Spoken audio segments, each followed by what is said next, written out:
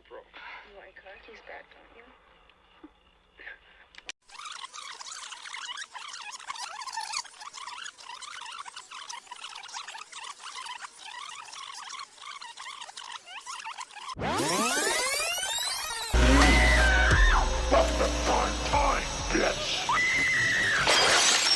Hello and welcome to Parenting Bitch! Bye bye Beth et son cher et tendre. Aujourd'hui on va faire le plein d'années 80, d'années 2000 et surtout de monstres fluo non identifiés. Ça faisait bien trop longtemps que je ne vous ai pas fait un double programme, alors c'est parti pour un double feature tout en kitschitude comme j'aime. Pour ouvrir ce double programme, j'ai choisi de vous parler d'un de mes films chouchous des années 80, il s'agit de Démons de Lamberto Bava.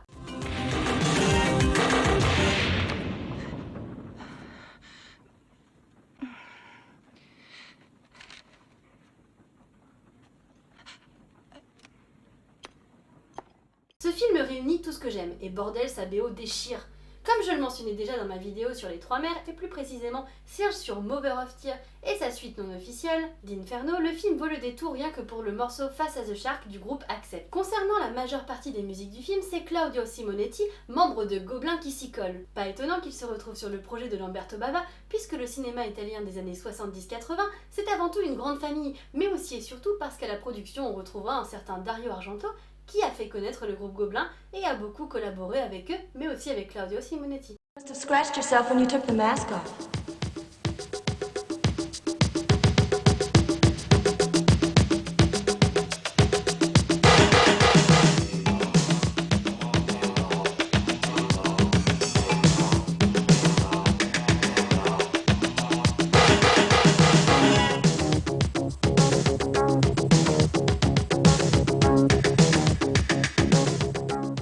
Démons est donc avant tout le fruit d'une collaboration entre Bava fils et Dario Argento, mais aussi Michel Soavi, oui le même petit Michel dont je vous parlais pour son chef-d'œuvre De la mort de la mort. Michel Soavi assistera Lamberto Bava à la réalisation et passera même une tête au début du long métrage. Un caméo qui n'est pas unique puisque la fille de Dario, Flore, joue aussi dans le film. Une grande famille, je vous dis. Démons se déroule dans un cinéma, alors que suite à des invitations distribuées dans la rue, une poignée de curieux vient participer à la réouverture d'un cinéma, le Métropole. Ils ne savent même pas quel film sera diffusé, mais surtout, ce qu'ils ne savent pas, c'est qu'ils feront partie intégrante du spectacle au risque de mourir durant le show. Superbe. Je ne suis pas sexy comme ça. Terrible. On est là pour rigoler. Eh, tu la boucles un peu. Qu'est-ce que c'est? Tu t'es coupé? Oh zut. Ça t'apprendra à toucher à tout. Pourquoi il s'énerve comme ça? Car au fur et à mesure du visionnage, le film semblera peu à peu prendre vie dans la salle et une horde de démons attaqueront les spectateurs un à un, les transformant ainsi en démons morts-vivants à leur tour. Si les monstres de Bava ne sont pas vraiment des zombies à proprement parler, ils seraient plutôt une sorte de morts-vivants qui prendraient des airs de ghouls. Suite à une morsure ou une griffure, les humains se transforment en monstres assoiffés de sang. Ils ont même quelques petites transformations, physiques des dents, mais aussi au niveau des mains, d'où leur poussent des griffes. Ils deviennent alors de vrais prédateurs et les spectateurs du cinéma, une fois enfermés à l'intérieur, n'auront pas d'autre choix que de jouer au jeu du chat et de la souris.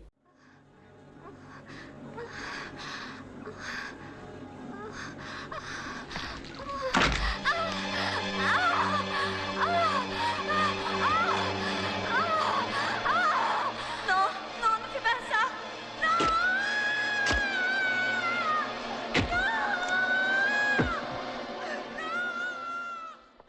Mais Démons, c'est aussi une mise en abîme incroyable dans mon top des films qui se déroulent au cinéma, avec angoisse et popcorn. Et pour ne rien gâcher, c'est aussi un plaisir des yeux en termes de maquillage. Démons s'illustrera alors comme une course-poursuite survitaminée, gore et fun, un plaisir pour les yeux qui montre tout le génie de Lamberto Bava, réalisateur auquel je suis particulièrement attachée pour ses réalisations telles que La Caverne de la Rose d'Or ou encore La Légende d'Alizéa. Foncez découvrir ou redécouvrir ce long métrage idéal pour une soirée popcorn horreur entre amis pour Halloween. Et si vous êtes courageux, enchaînez avec le deuxième opus, bien moins bon à mon sens, mais que j'apprécie beaucoup.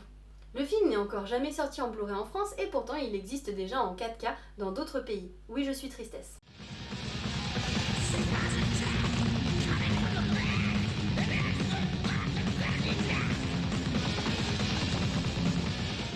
Pour le deuxième film de ce double programme, j'ai choisi de vous parler du long métrage Le Couvent. Bon, je vous préviens tout de suite, il n'a ni la réputation, ni la horde de fans de démons. Mais je l'aime d'amour, même si je suis probablement seule au monde. Le Couvent s'ouvre sur la musique You Don't Own Me sur un flashback dans les années 60, alors qu'une jeune femme, tout droit sortie d'un film de Tarantino, vient mettre le feu à une église. Le moins que l'on puisse dire, c'est que Le Couvent sait nous mettre dans l'ambiance dès le départ. Don't say I can't go with other girls. Don't tell me what to do. Don't tell me what to say. Please, when I go out with you, don't put me on display. 'Cause you don't own me. 40 ans plus tard, on embarque dans un campus alors qu'une bande d'adolescents part passer la nuit sur les lieux du crime. Quelle magnifique idée. Si j'ai choisi de parler de ce long métrage en double feature avec Dimon, c'est parce qu'il me fait beaucoup penser à une version Made in 2000 de l'œuvre de Lamberto Bava. Et il ne serait pas étonnant que son réalisateur, Mike Mendes, s'en soit inspiré.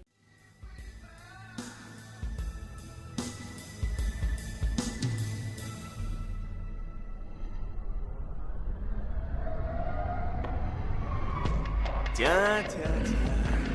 Mais qui je vois là? Wow, je savais bien que t'étais le genre chatte en chaleur, bébé. Wow. Oh putain. Ainsi, Mike Mendes nous fait voyager dans un trip hallucinant, au rythme effréné, le tout entrecoupé de scènes gore tout droit sorties d'une rave party. Le Couvent a ce petit charme des films des années 2000 que j'aime tant et auquel je ne sais pas résister. Mon péché mignon quoi.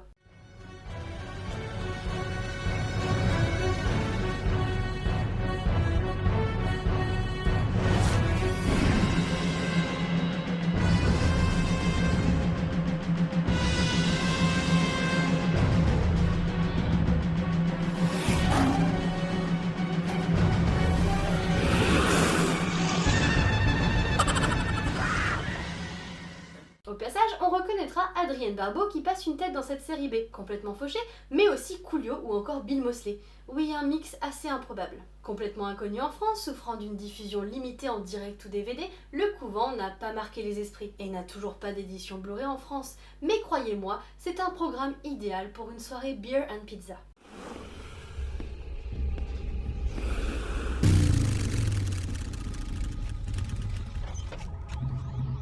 Alors, c'est quoi votre plan?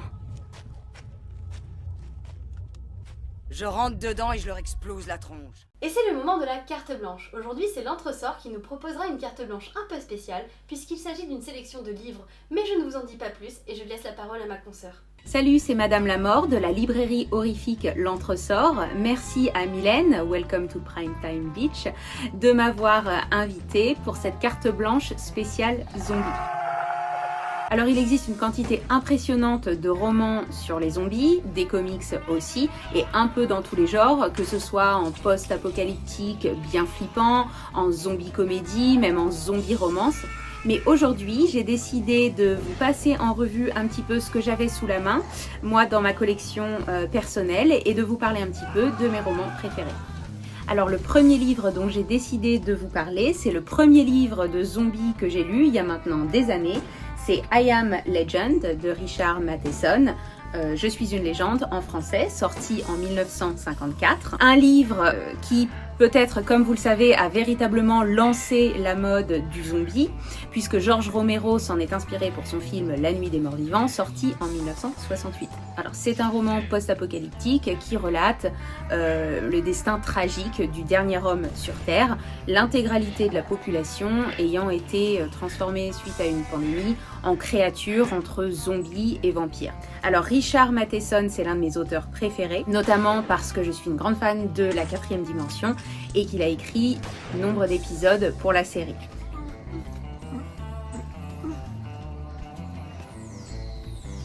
Richard Matheson, I Am Legend, un grand classique. Voilà.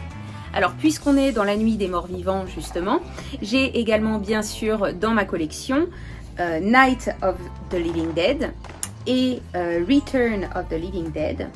Voilà. les deux novélisations, les deux romans écrits par John Russo, adaptés du scénario du film, écrit lui-même par Romero et John Russo. La collection Gore des années 80, dont je raffole, a justement traduit le roman de John Russo, La Nuit des Morts Vivants, et c'est d'ailleurs le premier numéro, il me semble, ouais, c'est le premier numéro de la collection Gore, voilà, avec une couverture absolument fantastique. Deux autres romans de John Russo, on a Inhuman et The Awakening. Je suis pas sûre des titres en français, mais voilà, deux autres bouquins de John Russo sur le thème Retour à la vie et Carnage total. Alors dans ma collection de Paperbacks from Hell, les bouquins de poche américains, Zombie de Peter Tremaine, voilà, avec une couverture également fantastique.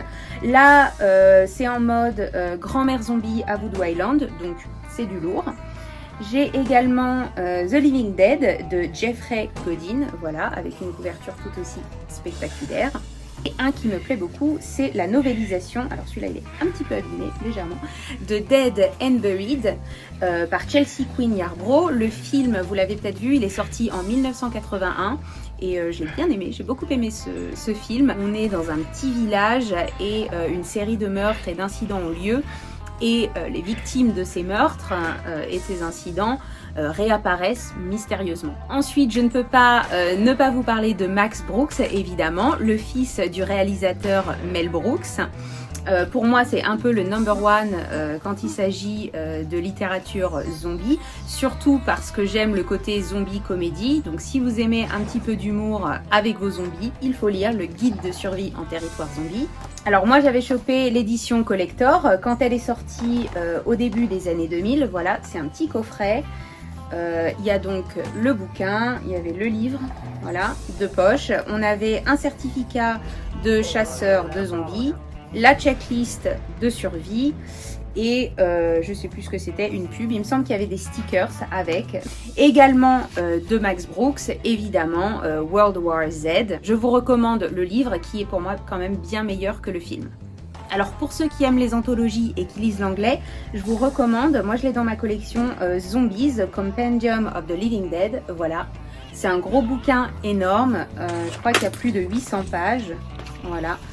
Et on a des grands classiques, évidemment, des histoires de Edgar Poe, Richard Matheson, Robert Bloch, Lovecraft, voilà, Stephen King, enfin bref.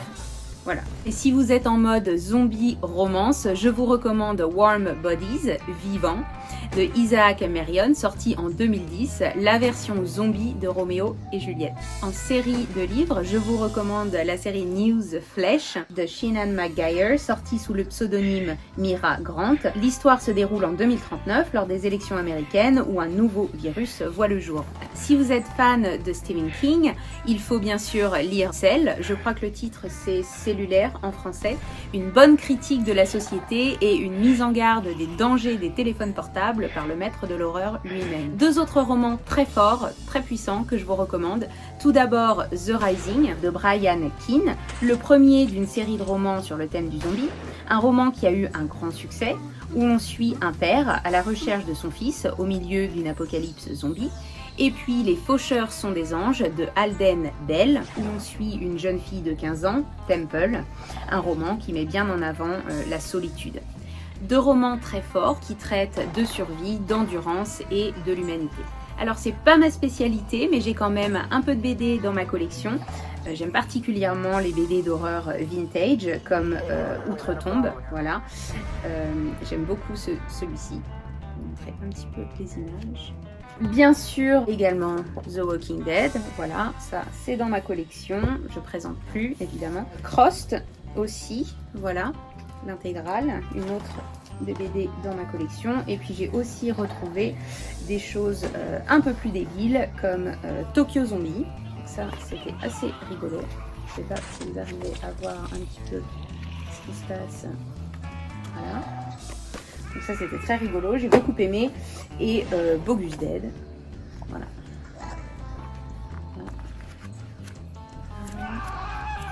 La petite série également Apocalypse des années 80, sortie en 1987, ce peut-être pourrait vous intéresser. Voilà, j'en ai un numéro là, Les Murailles de l'Angoisse. Voilà, une petite série de 6 numéros seulement, de Mediamille. Voilà, 6 ouvrages seulement. Entre SF, apocalypse et gore. Je finis avec quelque chose qui n'a rien à voir, c'est pas un livre, mais je voulais montrer mon petit zombie tarot pour les amateurs de tirage de cartes. Voilà, je voulais vous montrer les cartes parce qu'elles sont quand même assez jolies.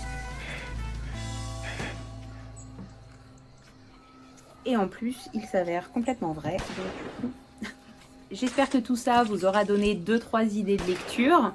N'hésitez pas à visiter mes chaînes, j'en ai deux chaînes YouTube, Madame la Mort et Librairie d'Enfer, ou à visiter le shop, l'Entresort. J'ai évidemment beaucoup de bouquins sur les zombies en stock. Merci encore à Mylène de m'avoir invitée pour cette carte blanche. J'espère que vous avez apprécié. À bientôt. Merci l'Entresort pour cette superbe carte blanche. N'hésitez pas à me taguer avec le hashtag Welcome to Halloween Mood si vous visionnez Démon ou Le Couvent. Et à demain pour une nouvelle vidéo.